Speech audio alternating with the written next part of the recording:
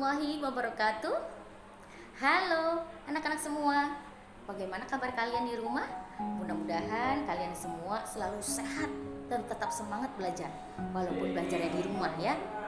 Oke, kali ini kita mau belajar bab yang ketujuh, yaitu materinya tentang surat Al-Ikhlas.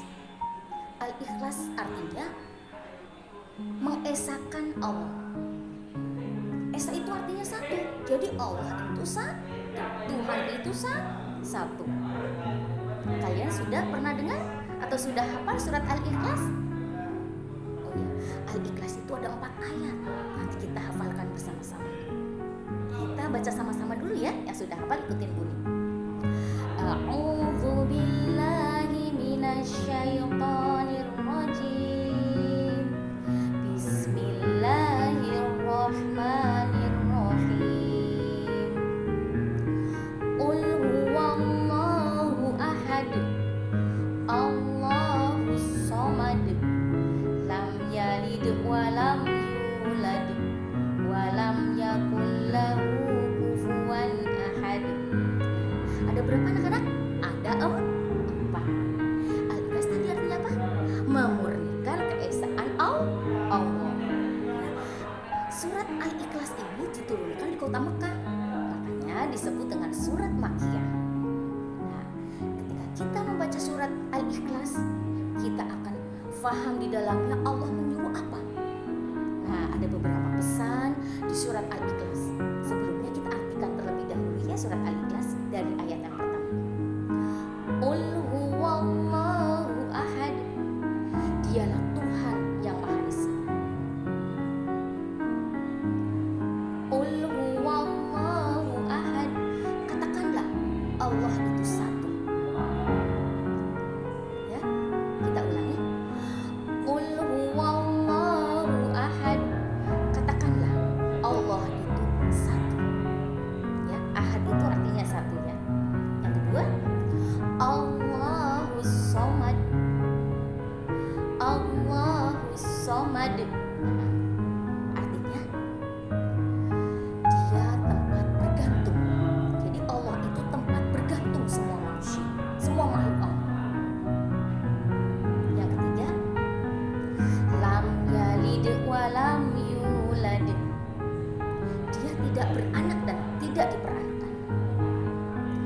Lam yalid wa lam yulad. Dia tidak beranak dan tidak diperanakan. Yang keempat, walam yakul lahu kufuwan ahad. Walam yakul lahu kufuwan ahad. Dan tidak ada yang setara dengannya. Tidak ada yang bisa menandingi Allah. Dan tidak ada yang setara dengan Allah. Artinya tidak ada yang menandingi Allah. Ya, nanti kalian hafalkan. Kita ulang dari ayat pertama. Qul huwallahu ahad.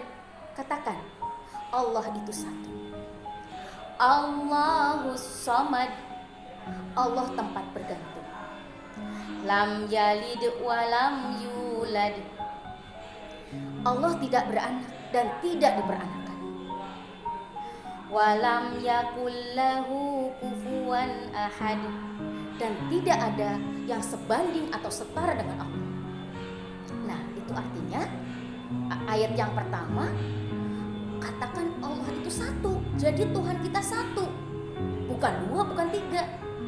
Jadi kita hanya menyembah kepada Allah. La ilaha illallah. Jadi ketika kita diperintahkan sama Allah, kita patuh tidak?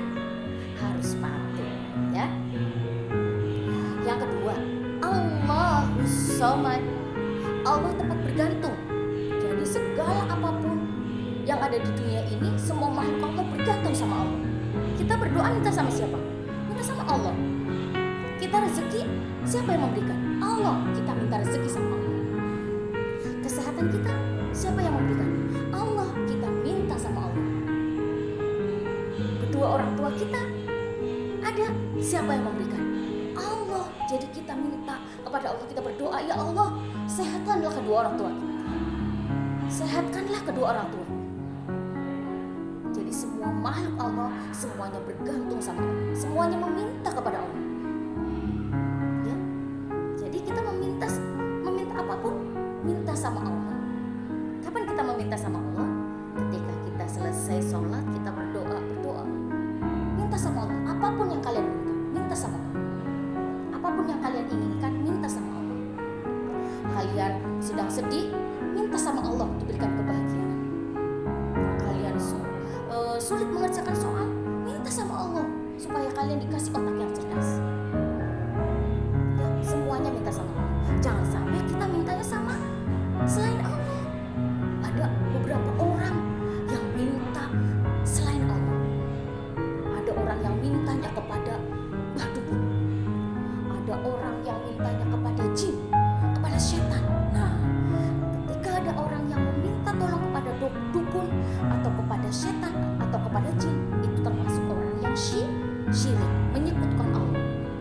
Tidak meminta tolong kepada Allah, tapi meminta tolong kepada selain Allah. Itu perbuatan dosa besar. Kita tidak boleh melakukannya. Ya, segala sesuatu yang kita mintanya hanya kepada Allah. Karena Tuhan itu satu, yang menciptakan seluruh alam ini hanya Allah. Jadi kita mintanya kepada Allah, tidak boleh minta kepada selain Allah. Ya, Allah itu tempat bergantung. Jadi apapun keinginan kita minta sama Allah. Jangan sampai kita minta kepada selain Allah. Perbuatan syirik. Ya, ketika ada orang yang menyembah selain Allah, contohnya menyembah patung, menyembah berhala, menyembah matahari, menyembah pohon, menyembah manusia, menyembah yang selain Allah, itu termasuk perbuatan syirik. Ya, itu termasuk dosa yang besar. Kita tidak boleh melakukannya. Kita hanya menyembah kepada Allah. Ketika terdengar panggilan suara azan, Allahu Akbar, Allahu Akbar, segera kita bergegas menuju panggilan Allah.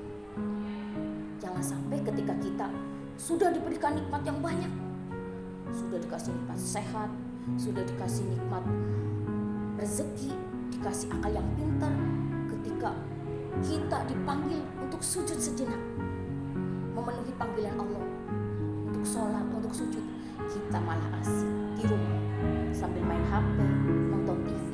Nah, padahal kita disuruh taat kepada Allah. Tidak boleh seperti itu, ya.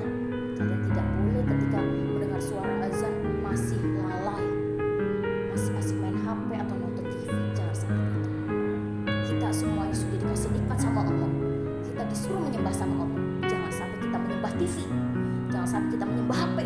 Nah, itu perbuatan tidak baik. Ketika kita mendengar suara azan, kita langsung bergegas memenuhi panggilan Allah.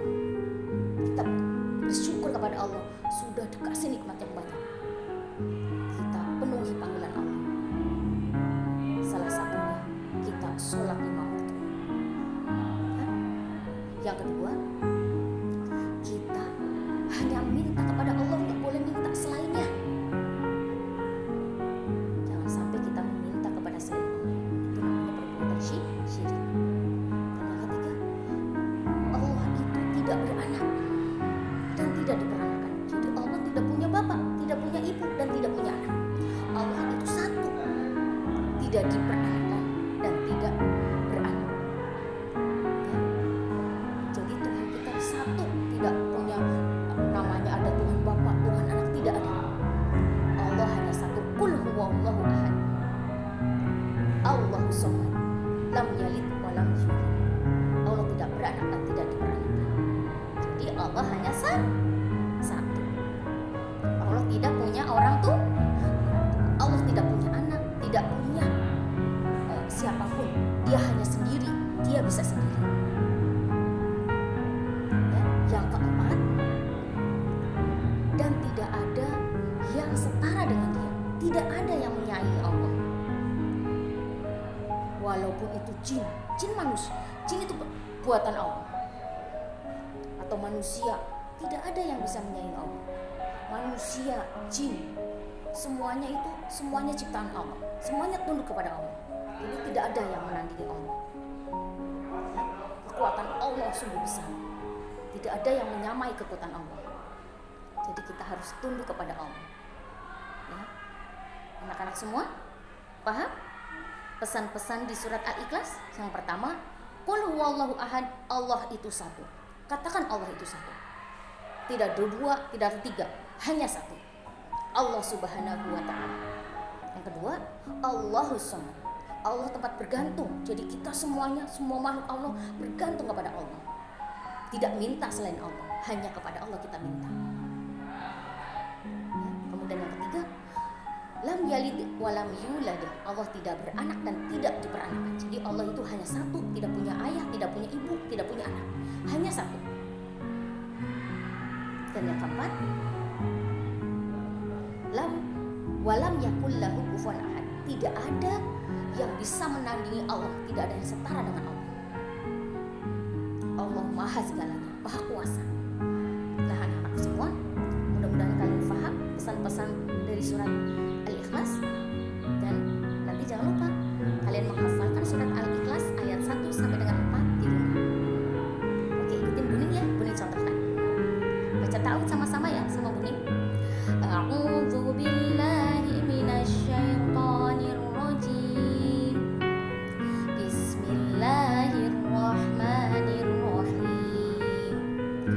Qul huwallahu ahad, Allahus samad, lam yalid walam yulad, walam yakul lahu kufuwan ahad.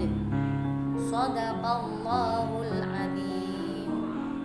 Nah, anak-anak, itu tadi materi tentang surat Al-Ikhlas yang artinya memurnikan keesaan Allah. Esa itu artinya satu. Mudah-mudahan kalian semua bisa memahami materi hari ini dan jangan lupa dihafalkan di rumah surat Al-Ikhlas. Materi hari ini Buning cukupkan. Buning minta maaf. Wassalamualaikum warahmatullahi wabarakatuh. Tetap semangat.